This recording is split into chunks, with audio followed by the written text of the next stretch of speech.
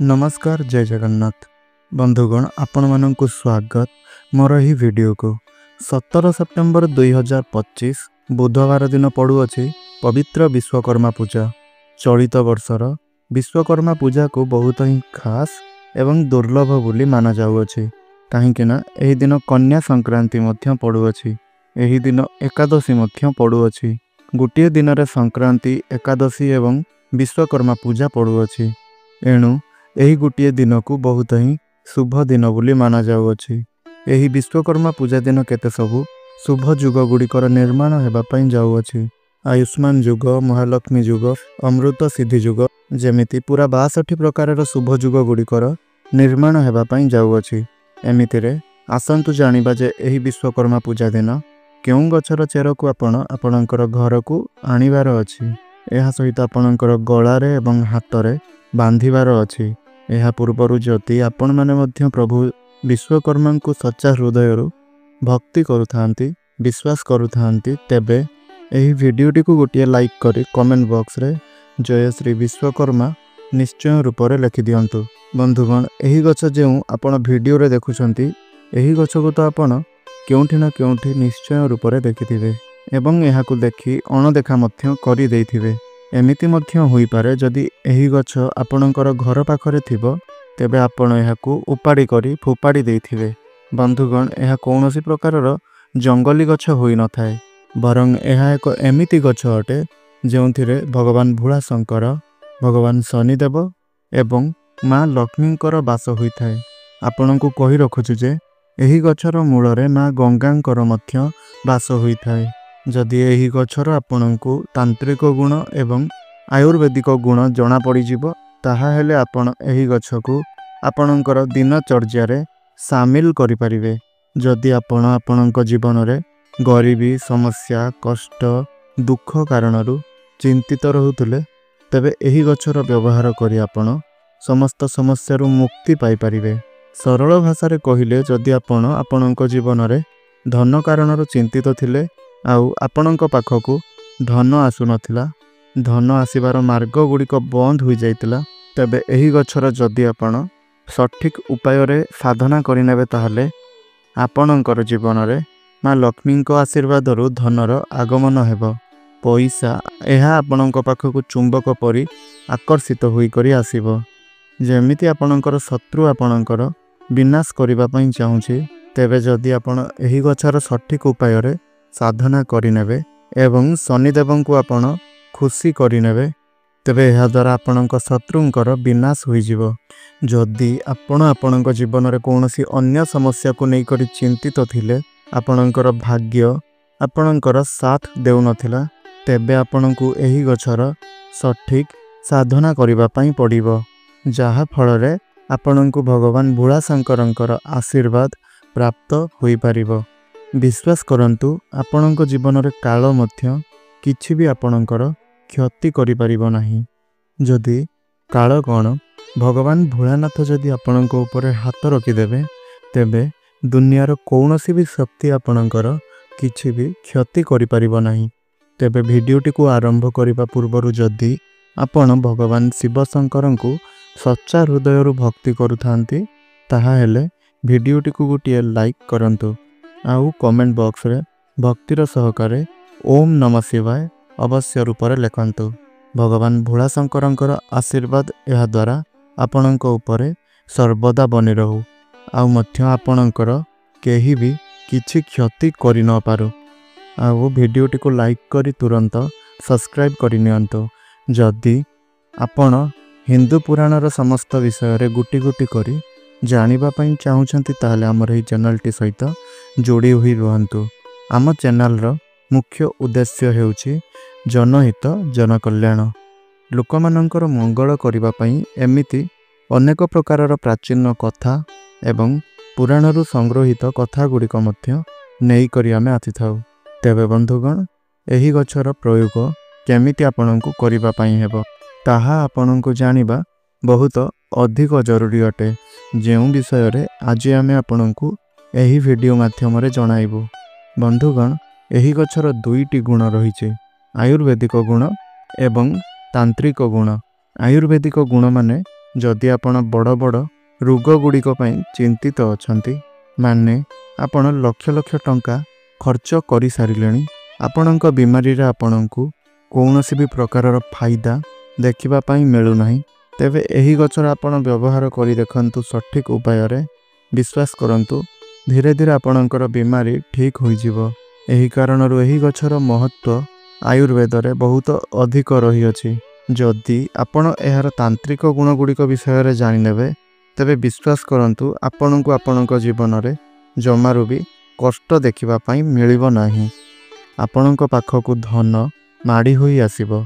तेबे बंधुगण एही गछटीर नाम अटे अपमार्ग गछ।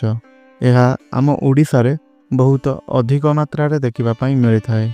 आपणक एरिया रे एही गछकु केउ नाम रे जणा जाय ताहा आपण निश्चय आमकु कमेंट करी जणाइबे। एही गछकु अपमार्ग बोली एथि पई कुहा जाय थाए काहेकि ना एहा उल्लटा चली थाए। एही गछर बीज बा उपरि भाग उल्लटा चली थाए।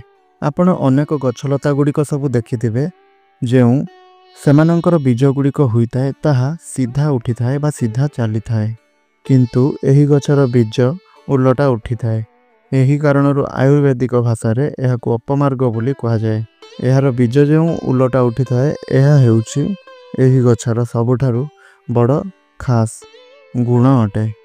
सर्वप्रथमे मु आपनकु कहबी जदि आपण वास्तुशास्त्रर अध्याय नंबर 51 को जिबे तेबे सेठारे आपनकु सफा सफा देखिबाकू मिलि जिवो जे एही गछकु संत महात्मा मुनि ऋषि माने एही गछर व्यवहार करुथिले। पूर्व काल रे धर्मशास्त्र रे एही गछकु एक शुभ गछ बोली माना जाए कि एही गछर व्यवहार करी आपण आपनक शरीर रे प्रोटीन को वृद्धि कराई परिबे। पूर्व कालर संत महात्मा माने जेतेबेले सेमाने मास मास धरी तपस्या रे लीन रहुतले भगवानक आराधना रे लीन रहुतले सही समय रे सेमाने एही गछर बीज गुड़िकर सेमाने खीरी प्रस्तुत करी खाउतले जहा द्वारा सेमानंकु आउ 10 दिन पर्यंत खाइबा पई पड़ु नथिला। एही गछ प्रोटीन मामला रे बहुत सुंदर गछ अटे। एथि पई एही गछकु संत महात्मा माने निज पाखरे निश्चय रूप रे रखुतले। एही गछ मध्य एमिति एक गछ अटे जहा उपरे अमृतर किछि बुंदा पड़िथिला। जेबे समुद्र मंथन होइथिला जेबे अमृत धरित्री उपरकु आसीथिला सेही समय रे अपमार्ग गछ उपरे किछि बुंदा अमृत पड़ी जाइथिला जेउ कारणरु एहार मूल रे माता गंगांकर निवास होइथाए। जदि आपण कोनोसी पुराणा कालिया व्यक्ति विशेषंक सहित कथावार्ता हेबे तेबे आपण निश्चय रूप रे जानिबा पई पाइबे जे पुराणा कालर लोक माने एही गछर व्यवहार निश्चय रूप रे करुथुले। सेमाने एहार मूल रे दांत घसुथुले। जदि आपणक माढ़ी रे दरज अनुभूत हेउछि आपणक दांत हलदिया पड़ी जाइछि आउ दांत रे बैक्टेरिया जमी जाइछंती एथि पई एही गछ आपणक पई रामबाण उपाय होई पारे। आपणकु आमे प्रथमे आयुर्वेदिक गुण कहिबो तापरे एहार तांत्रिक गुण जणाइबो। सेथि पई एही वीडियो को शेष पर्यंत निहाती रूप रे देखंतु। सबुठारु प्रथम आयुर्वेदिक गुण एहा अटे कि जदि आपणक दांत रे बैक्टेरिया जमी जाइछंती जदि आपणक दांत पुक काटुछि आउ आपण मेडिसिन खाई कि मध्य आपणकु किछि फायदा मिलु नाही तेबे आपण एही गछर मूल बा चेर रे जदि 15 दिन पर्यंत दांत घसी नेबे ताहा परे आपण देखिबे जे आपणकर पुक दांत भली समस्या ताहा आपणकर ठीक होई जिवो। धरि नियंतु आपणक माढ़ी रे बहुत अधिक दरज हेउछि सही कारणरु आपण चिंता रे अछंती तेबे एही भली परिस्थिति रे आपण एही गछर मूल रे 1 मास पर्यंत आपण आपणकर दांत घसी दियंतु। आपणक माढ़ी रे जेउ कष्ट हेउथिबो ताहा तुरंत आपणकर भलो होई जिवो। तृतीय रे आपणकर दांत हलदिया पड़ी गलानी तेणु जदि आपण अपमार्ग गछर मूल रे आपण दांत घसीबे ताहा हेले आपणकर दांत मुती परिका चमकी थाए किंतु पूरा 1 मास पर्यंत घसीबा पई हेबो। केते लोक मानकर आंठू गंठी रे दरज अनुभूत होई थाए बिंधा छटिका होई थाए जेउ लोक माने केते प्रकार मेडिसिन खाई थांती लक्ष लक्ष टंका खर्च करि देई थांती किंतु किछि फलप्रद होई न थाए ତେବେ ଏହିଭଳି ପରିସ୍ଥିତିରେ ଆପଣ ଏହି ଗଛକୁ ନେଇ ଆସନ୍ତୁ। ଏହାର ମୂଳକୁ ଆପଣ ଖରାରେ ଶୁଖାଇ ଦିଅନ୍ତୁ। ଏହାପରେ ଆପଣ ଏହାକୁ ପାଉଡ଼ର ବନାନ୍ତୁ। ଆଉ ସେହି ପାଉଡ଼ରକୁ ଆପଣ ସୋରିଷ ତେଲରେ ମିଶାଇ ତାକୁ ଗରମ କରି ତାକୁ ନେଇକରି ଆପଣ ଆପଣଙ୍କର ଆଣ୍ଠୁଗଣ୍ଠି ଦରଜ ହେଉଥିବା ସ୍ଥାନରେ ଲଗାନ୍ତୁ। ଯଦି ଏହି ଉପାୟ ଆପଣ 1 ମାସ ପର୍ଯ୍ୟନ୍ତ କରିନେଉଛନ୍ତି ତାହେଲେ ବିଶ୍ୱାସ କରନ୍ତୁ ଆପଣଙ୍କୁ ଏହାର ଫାଇଦା ବହୁତ ଅଧିକ ମାତ୍ରାରେ ମିଳିବ। ବନ୍ଧୁଗଣ, ଆୟୁର୍ବେଦରେ ଏହି ଗଛର ବହୁତ ଅଧିକ ମହତ୍ତ୍ୱ ରହିଅଛି। ଯେଉଁ ଉପାୟ ଆମେ ଆପଣଙ୍କୁ ଏବେ କହିଲୁ ସେହି ଉପାୟକୁ ଆପଣ ନିଶ୍ଚୟ ରୂପରେ ଆପଣାନ୍ତୁ। ଥରୁଟିଏ ଆପଣେଇ ଦେଖନ୍ତୁ, ଆପଣଙ୍କୁ ଆଉ କେବେ ବି ମେଡ଼ିସିନ ଖାଇବା ପାଇଁ ପଡ଼ିବ ନାହିଁ। ଏବେ ଜାଣିବା ଏହି ଗଛର ତାନ୍ତ୍ରିକ ଗୁଣ ବିଷୟରେ। ସବୁଠାରୁ ବଡ଼ ତାନ୍ତ୍ରିକ ଗୁଣ ଏହି ଗଛ ସମ୍ପର୍କରେ ଯାହା ଆମେ ଆପଣଙ୍କୁ କହିବା ପାଇଁ ଯାଉଛୁ ତାହାକୁ ବହୁତ ଧ୍ୟାନର ସହିତ ଶୁଣନ୍ତୁ। ଏମିତି ବହୁତ ଲୋକମାନେ ଅଛନ୍ତି ଯେଉଁମାନଙ୍କର ଶତ୍ରୁ ତାଙ୍କର ବିନାଶ କରିବା ପାଇଁ ଚାହିଁଥାନ୍ତି। ସେମାନଙ୍କର ଶତ୍ରୁ ସର୍ବଦା ସେମାନଙ୍କର କ୍ଷତି କରିବା ପାଇଁ ଚାହିଁଥାନ୍ତି ଏବଂ ଆପଣଙ୍କର ଶତ୍ରୁ ଯିଏ ଆପଣଙ୍କର ବ୍ୟାପାରକୁ ବର୍ବାଦ କରିବା ପାଇଁ ଚାହୁଁଛି, ତ ଆପଣଙ୍କୁ କେବଳ ଏତିକି କରିବାର ଅଛି କି ଏହି ଯେଉଁ ଗଛର ବୀଜ ଗୁଡ଼ିକୁ ଆପଣ ଛିଣ୍ଡାଇ କରି ନେଇ ଆସନ୍ତୁ। ଆଉ ହଁ, ଯେପରି ସେହି ଦିନଟି ଶନିବାର ହୋଇଥିବା ଆବଶ୍ୟକ। ଏହାକୁ ଆଣି ଆପଣ ତାକୁ ଏକ ନାଲି ରଙ୍ଗର କପଡ଼ାରେ ବାନ୍ଧି ତାକୁ ଏକ ପୁଟୁଳି ପ୍ରସ୍ତୁତ କରିଦିଅନ୍ତୁ। ତାପରେ ଆପଣ ଶନିଦେବଙ୍କର ମୂର୍ତ୍ତି ସମ୍ମୁଖରେ ବସିବେ ନାହିଁ, ମାନେ ମୂର୍ତ୍ତିର ଦକ୍ଷିଣ ପାର୍ଶ୍ୱରେ, ମାନେ ଡାହାଣ ପାର୍ଶ୍ୱରେ ନଚେତ୍ ବାମ ପାର୍ଶ୍ୱରେ ବସିବେ। ଏହାପରେ ଆପଣଙ୍କୁ ଶନି ଚାଳିଶାର ପାଠ 51 ଥର କରିବା ପାଇଁ ହେବ। ଯଦି ଆପଣ 51 ଥର ଶନି ଚାଳିଶାର ପାଠ କରି ସେହି ଗଛର ବୀଜକୁ ଆପଣ ଗୋଟିଏ ଲାଲ ରଙ୍ଗର କପଡ଼ାରେ ବାନ୍ଧି ତାକୁ ନେଇ ଆପଣ ଏକ ଏମିତି ଜାଗାରେ ରଖନ୍ତୁ ଯେଉଁ ସ୍ଥାନକୁ କେହି ବି ଯିବା ଆସିବା କରୁନଥିବେ। ଦେଖିବେ ଆପଣଙ୍କର ଶତ୍ରୁ କେତେ ବି ଶକ୍ତିଶାଳୀ ହେଉ, କେତେ ବି ପ୍ରଭାବଶାଳୀ ହେଉ, ଯିଏ ଆପଣଙ୍କୁ ବର୍ବାଦ କରିବା ପାଇଁ ଚାହୁଁଛି, ଓଲଟା ସେହି ଶତ୍ରୁର ବିନାଶ ହୋଇଯିବ। ଦ୍ୱିତୀୟରେ, ଯଦି ଆପଣ ଚାହୁଁଛନ୍ତି କି ଆପଣଙ୍କର ବେପାରରେ ବୃଦ୍ଧି ହେଉ, ଯଦି ଆପଣ ଚାହୁଁଛନ୍ତି କି ଆପଣଙ୍କର ବ୍ୟାପାରରେ ଉନ୍ନତି ହେଉ, ତେବେ ଆପଣଙ୍କୁ ଶୁକ୍ରବାର ଦିନ ଏହି ଗଛର ବୀଜକୁ ଛିଣ୍ଡାଇ କରି ନେଇ ଆସିବାର ଅଛି, ଯାହାକୁ କେତେକ ଲୋକମାନେ ଫୁଲ ମଧ୍ୟ ମାନିଥାନ୍ତି। ତାହାକୁ ତୋଳି କରି ନେଇ ଆସନ୍ତୁ। ଆଉ ଶୁକ୍ରବାର ଦିନ ଯଦି ଏହାକୁ ଆପଣ ତୋଳି କରି ନେଇ ଆସନ୍ତି ଆଉ ଆଣି ତା ଉପରେ ଆପଣ ଅଳ୍ପ ସିନ୍ଦୁର ରଖିଦିଅନ୍ତି, ଏହାପରେ ତାକୁ ବାନ୍ଧି ଦିଅନ୍ତି। ଆଉ ତାପରେ ଏହି ସବୁକୁ ନେଇକରି ଆପଣ ଆପଣଙ୍କର ବେପାର ସ୍ଥାନରେ ରଖିଦେଉଛନ୍ତି, ବେପାର ସ୍ଥାନର ପଇସା ଡ୍ରରେ ରଖିଦେଉଛନ୍ତି, ତେବେ ଏହାପରେ ଆପଣ ନିଜେ ହିଁ ଦେଖିବେ ଯେ ଆପଣଙ୍କର ବେପାରରେ ଧୀରେ ଧୀରେ ବୃଦ୍ଧି ହେବା ଆରମ୍ଭ ହୋଇଯିବ ଆଉ ଧନର କମି କେବେ ବି ଦେଖାଦେବ ନାହିଁ। ତୃତୀୟରେ, ଯଦି ଆପଣଙ୍କୁ ଲାଗୁଛି କି ଆପଣଙ୍କ ପଛରେ ଭୂତପ୍ରେତ ଏବଂ ଖରାପ ଆତ୍ମା ଗୁଡ଼ିକ ପଡ଼ି ରହିଛନ୍ତି, ତାହେଲେ ଆପଣ ଏହି ଉପାୟକୁ କରିନିଅନ୍ତୁ। କେବେ ବି ଆପଣଙ୍କ ଉପରେ ଭୂତପ୍ରେତ ଏବଂ କଳାଜାଦୁର ପ୍ରଭାବ ପଡ଼ିବ ନାହିଁ। ଆପଣଙ୍କୁ କେବଳ ସୋମବାର ଦିନ ଏହି ଗଛକୁ ଉପାଡ଼ି କରି ନେଇ ଆସିବାର ଅଛି। ଏହାପରେ ଏହି ଗଛର ମୂଳ ବା ଚେରକୁ ଆପଣ ଭଲ ଭାବରେ ଧୋଇ ଦିଅନ୍ତୁ। ତାପରେ ଭଗବାନ ଭୋଳାଶଙ୍କରଙ୍କର ମୂର୍ତ୍ତି ହେଉ କିମ୍ବା ଫଟୋ ଚିତ୍ର ହେଉ, ତା ସମ୍ମୁଖରେ ବସି ଆପଣଙ୍କୁ 1001 ଥର ଓମ୍ ନମଃ ଶିବାୟ ଏହି ମନ୍ତ୍ରଟିର ଜପ କରିବାର ଅଛି। ଏହାପରେ ମନ୍ତ୍ର ଜପ କରିସାରିବା ପରେ ଗୋଟିଏ ଚାନ୍ଦିର ତାବିଜରେ ଆପଣ ଏହି ଚେରକୁ ପୁରାଇ କରି ତାହାକୁ ଆପଣ ଆପଣଙ୍କର ହାତରେ ଧାରଣ କରନ୍ତୁ, ନଚେତ୍ ଆପଣଙ୍କର ଗଳାରେ ଧାରଣ କରନ୍ତୁ। ତ ଆପଣଙ୍କ ଉପରେ କେତେ ବି ବଡ଼ କଳାଜାଦୁ ହେଉ, କେତେ ବି ବଡ଼ ଭୂତପ୍ରେତ ହେଉ, ସମସ୍ତଙ୍କର ନକାରାତ୍ମକ ଶକ୍ତି ଗୁଡ଼ିକ ଆପଣଙ୍କର ପିଛା ଛାଡ଼ିଦେବ। ଚତୁର୍ଥରେ, ଏହି ଉପାୟଟିକୁ ଯଦି ଆପଣ କରିନେବେ ତାହେଲେ ଆପଣଙ୍କୁ ସମାଜରେ ମାନ ପ୍ରତିଷ୍ଠା ନିଶ୍ଚୟ ରୂପରେ ମିଳିବ। ଯଦି ଆପଣ ତିଳକ ଧାରଣ କରୁଛନ୍ତି ତାହେଲେ ଗୋଟିଏ କଥା ମନେ ରଖନ୍ତୁ, ମଙ୍ଗଳବାର ଦିନଟି ହୋଇଥାଏ ପ୍ରଭୁ ହନୁମାନଙ୍କର ଦିନ।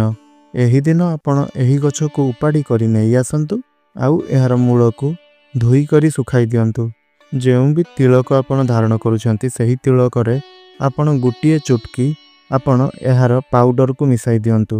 ତାହା ଆପଣଙ୍କର ଚାକିରି ପ୍ରାପ୍ତି ପାଇଁ ହେଉ କିମ୍ବା ଆପଣ କୌଣସି କମ୍ପିଟିସନ୍ ବା ଇଣ୍ଟରଭ୍ୟୁ ଦେବା ପାଇଁ ଯାଉଛନ୍ତି, ଆପଣ କୌଣସି ବ୍ୟାପାରର ମିଟିଂ ପାଇଁ ଯାଉଛନ୍ତି, ତ ଆପଣଙ୍କର ମଙ୍ଗଳ ବହୁତ ଭଲ ହୋଇଯିବ।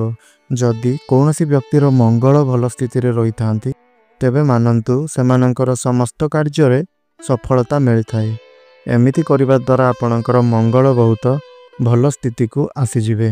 ଏହା ଛଡ଼ା ଆପଣ ଯେଉଁ କାର୍ଯ୍ୟ ପାଇଁ ଯାଉଛନ୍ତି ତାହା ଆପଣଙ୍କର ନିଶ୍ଚିନ୍ତ ରୂପରେ ଭଲ ହୋଇଯିବ। ସେହି କାର୍ଯ୍ୟରେ ଆପଣଙ୍କୁ ସଫଳତା ନିଶ୍ଚୟ ରୂପରେ ମିଳିବ। ବନ୍ଧୁଗଣ, ଏହିସବୁ କଥା ଗୁଡ଼ିକ ଆପଣଙ୍କୁ କେହି ବି କହିବେ ନାହିଁ, ପରନ୍ତୁ ଆମର ଏହି ଚ୍ୟାନେଲରେ ଆମେ ଆପଣଙ୍କୁ ଏଥିପାଇଁ ଜଣାଉଛୁ କି ଆମ ଚ୍ୟାନେଲର ଗୋଟିଏ ଉଦ୍ଦେଶ୍ୟ ଜନହିତ ଜନକଲ୍ୟାଣ।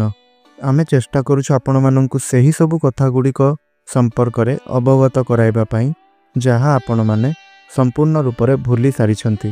ଆପଣମାନେ ଆପଣଙ୍କ ଜୀବନରେ ଏତେ ବିଜି ରହୁଛନ୍ତି, ଏତେ ବ୍ୟସ୍ତ ରହୁଛନ୍ତି କି ଆପଣ ହିନ୍ଦୁ ପୁରାଣ ବିଷୟରେ ଜାଣିବା ବା ପଢ଼ିବା ତାହା ଆପଣ ଭୁଲିଗଲେଣି। କିନ୍ତୁ ଆମର ଏହି ଚ୍ୟାନେଲ ପ୍ରତ୍ୟେକ ଦିନ ଆପଣଙ୍କୁ ହିନ୍ଦୁ ପୁରାଣର ଏମିତି କିଛି ବିଶେଷ କଥା ଗୁଡ଼ିକ ସମ୍ପର୍କରେ ଜଣାଇବ ଯେଉଁ କଥା ଗୁଡ଼ିକ ଆପଣଙ୍କୁ କେଉଁଠାରେ ବି ଜାଣିବା ପାଇଁ ମିଳିବ ନାହିଁ। ଯେତେ ବି କ୍ରିୟା ଏବଂ ସାଧନା ଆମେ ଆପଣଙ୍କୁ ଜଣାଇଲୁ, ଏଥିରେ ଆପଣଙ୍କର ଗୋଟିଏ ଟଙ୍କା ବି ଖର୍ଚ୍ଚ ହେବ ନାହିଁ, ପରନ୍ତୁ ଏହି ଉପାୟଟିକୁ କରିବା ପରେ ଆପଣ ଲକ୍ଷେ ଟଙ୍କା ଫାଇଦା ପାଇପାରିବେ। ତେବେ ବନ୍ଧୁଗଣ, ଯଦି ଆପଣଙ୍କୁ ଏହି ଭିଡ଼ିଓଟି ଭଲ ଲାଗିଥାଏ ତାହେଲେ ତଳେ ଥିବା କମେଣ୍ଟ ବକ୍ସରେ ଓମ୍ ନମଃ ଶିବାୟ, ହର ହର ମହାଦେବ, ଜୟ ମା ଲକ୍ଷ୍ମୀ ଅବଶ୍ୟ ରୂପରେ ଲେଖନ୍ତୁ। ଆଉ ଭିଡ଼ିଓଟିକୁ ଗୋଟିଏ ଲାଇକ୍ କରନ୍ତୁ। ଧନ୍ୟବାଦ।